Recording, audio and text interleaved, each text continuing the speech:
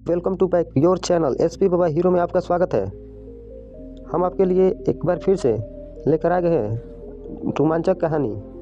ये कहानी है वीर्यनाशक कहानी। आप बड़ी ही आसानी से हस्तमैथुन करके वीर्य का नाश कर देते हैं। जानिए वीर्य को बचा कर रखने से क्या फ़ायदा होता है और क्या नुकसान, ये सारी बातें इस वीडियो में आपको पता चलेगा। इस वीडियो को ध्यान से सुने और अपने दोस्त मित्र को भी बताएं।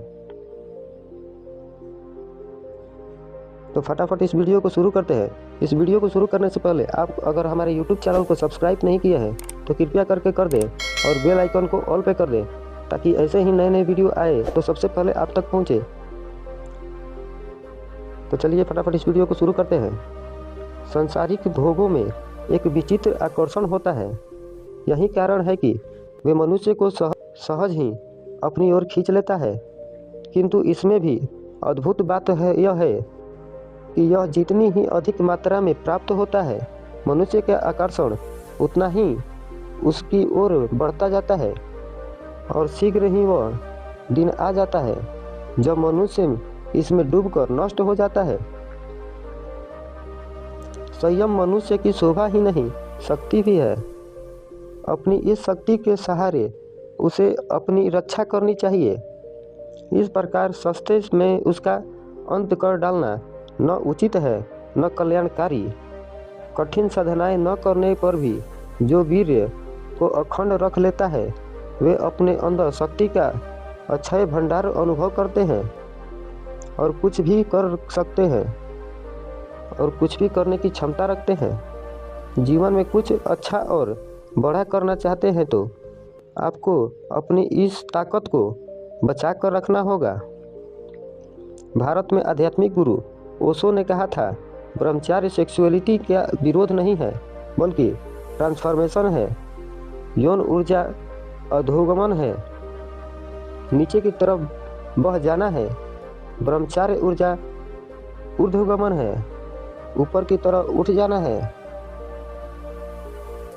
अगर पवित्र विचारों के जरिए सेक्सुअल जर्नी को ओजस या आध्यात्मिक ऊर्जा में बदल लिया जाए तो इसे सेक्सुअलिटी मिशन कहा जाता है।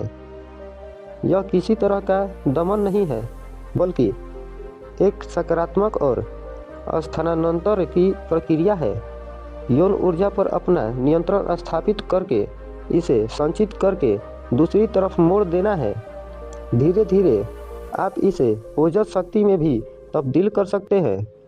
जैसे ऊष्मा प्रकाश और विद्युत में परिवर्तित कर लिया जाता है, वैसे ही भौतिक ऊर्जा को आध्यात्मिक ऊर्जा में बदला जा सकता है। रासायनिक पदार्थों में होने वाले परिवर्तनों की तरह सेक्सुअल पावर को साधना के जरिए आध्यात्मिक ऊर्जा में परिवर्तित किया जा सकता है। इस प्रक्रिया से जुड़ते हुए आत्मा के स्तर को ऊपर उठाना शुद्ध विचारों की तरह बढ़कर यौन ऊर्जा को ओजस शक्ति में परिवर्तित होकर दिमाग में संचित होती जाती है। इस संचित ऊर्जा को आप बड़े से बड़े काम में लगा सकते हैं।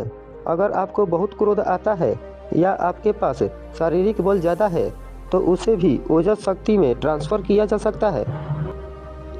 जिसके दिमाग में ओजस शक्ति संचित हुई रहती है, उसकी मानसिक ताकत बहुत ज़्यादा बढ़ जाती है। वह बहुत ही बुद्धिमान हो जाता है। उसके चेहरे के पास एक दैविक तेज झलकने लगता है। वह कुछ शब्द बोलकर ही दूसरों पर अपना प्रभाव छोड़ सकता है। उसका व्यक्तित्व फिर सामान्य नहीं रह जाता है, वह असाधारण हो जाता है। शंकराचार्य, ईसा मसीह आदि महापुरुष जीवन भर ब्रह्मचारी रहे।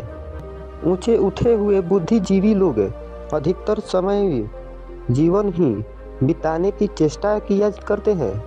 वैज्ञानिक, दार्शनिक, विचारक, सुधारक तथा ऐसे ही उच्च चेतना वाले लोग स्वयं का ही जीवन तेजित दृष्टिगोचर होते हैं।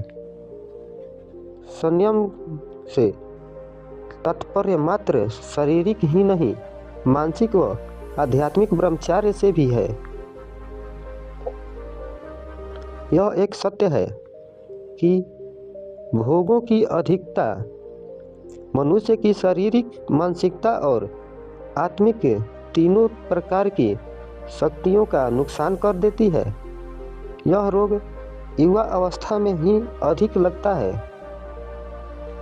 यद्यपि उठती आयु में शारीरिक शक्ति ज़्यादा होती है, साथ ही कुछ न कुछ जीवन तत्व का नव निर्माण हो जाता है, इसीलिए उसका बुरा असर शीघ्र नहीं दिखलाई पड़ता।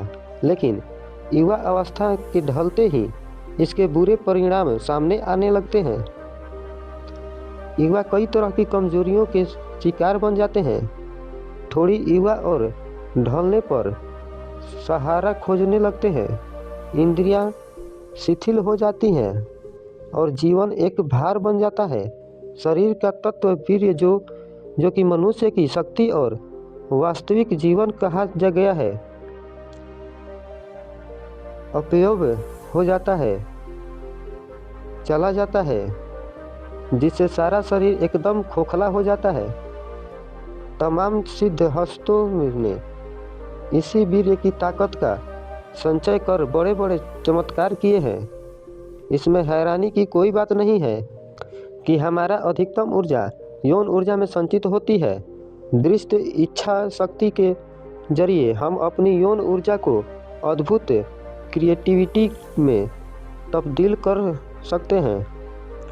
इस प्रक्रिया को अपने जीवन में उतारने वाले कई विश्व प्रसिद्ध स्थितियों के उदाहरण हैं, जैसे Nicholas Tesla, Mahatma Gandhi, Richard Wenger, दांते, होमर, हेनरी थोरू और लिथोनार्डो द विंसी।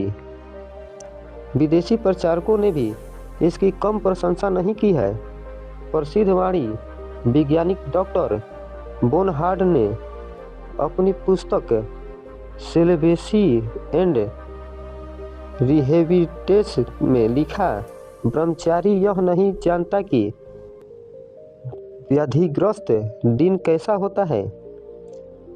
उसकी पाचन शक्ति सदा नियंत्रित रखती है और उसकी वृद्धा अवस्था में भी बाल्यावस्था जैसा आनंद होता है।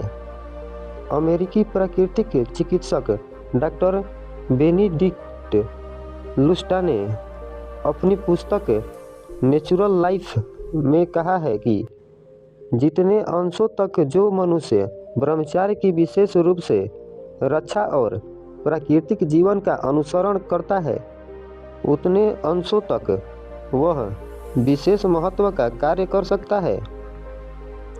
स्वामी रामतीर्थ कहा करते थे कि जैसे दीपक का तेल बत्ती के ऊपर चढ़कर प्रकाश के रूप में परिणत होता है,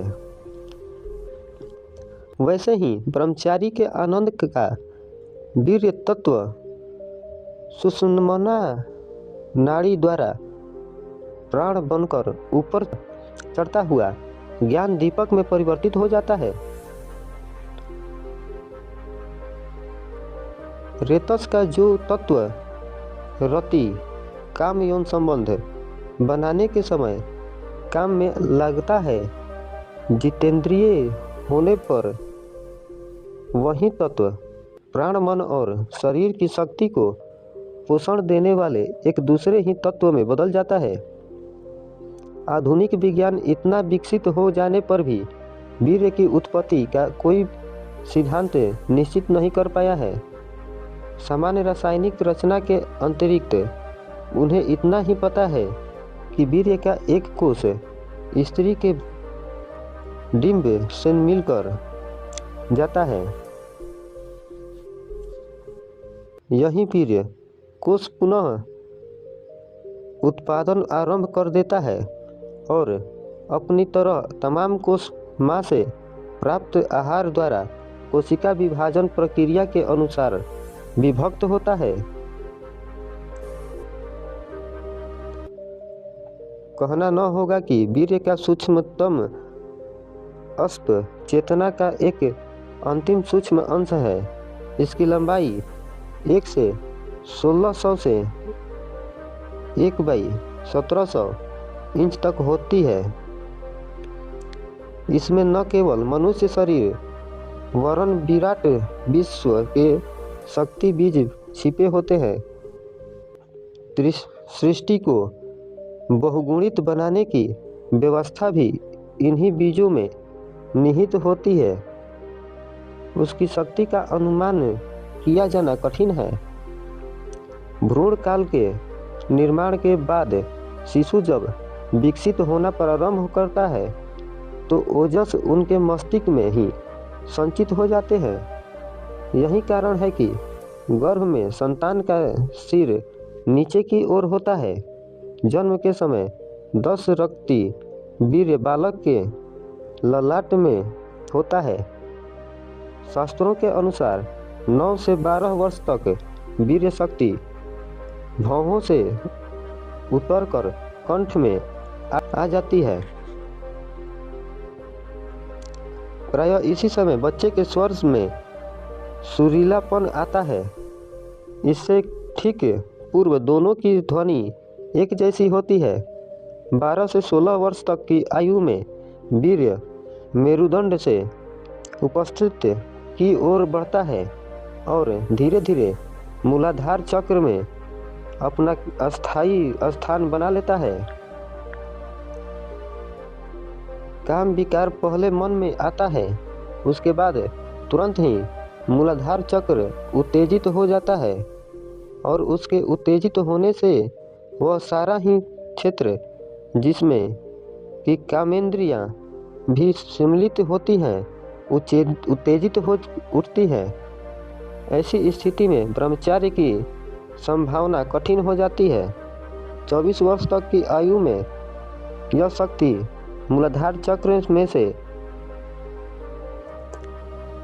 समस्त शरीर में किस प्रकार व्याप्त हो जाती है, इसका उल्लेख करते हुए शास्त्रकार कहते हैं कि जिस प्रकार दूध में घी, तिल में तेल, ईख में मीठापन तथा काठ में अग्नि तत्व सर्वत्र विद्यमान रहता है, उसी प्रकार वीर्य सारी काया में व्याप्त रहता है। यदि 25 वर्ष की आयु तक आहार विहार को दूषित नहीं होने दिया जाए तो ब्रह्मचार्य पूर्वक कहा जाए तो इस आयु में शक्ति की मस्ती और विचारों की उत्फुल्लता देखते ही बनती है। ऐसे बच्चे प्रायः जीवन भर स्वस्थ रहते हैं। एक इस प्रकार रेतस का रचना पचना प्रायः हर क्षेत्र से उत्साह और सफलता के रूप में सामने आता है। ऊर्ध्वरेता बनना अर्थात जीवन को ओजस को अपने उद्गम स्थल ललाट में लाना, जहाँ से वह मूलाधार तक आया था, योग विधा का काम है। कुंडलिनी साधना में विभिन्न प्राणायाम साधनाओं द्वारा सूर्य चक्र की ऊष्मा को उज्ज्वलित कर इसी वीर्य को पकाया जाता है और उसे सूक्ष्म शक्ति का रूप दिया जाता है। तब फिर उसकी प्रवृत्ति ऊर्ध्वगामी होकर मेरुदंड से ऊपर चढ़ने लगता है। साधक उसे क्रमशः अन्य चक्र में ले जाता है, फिर ललाट में पहुंचाता है। शक्ति बीज का मस्तिष्क में पहुंच जाना और समस्त चक्र की अनुभूति कर लेना ही ब्रह्मा निर्माण है।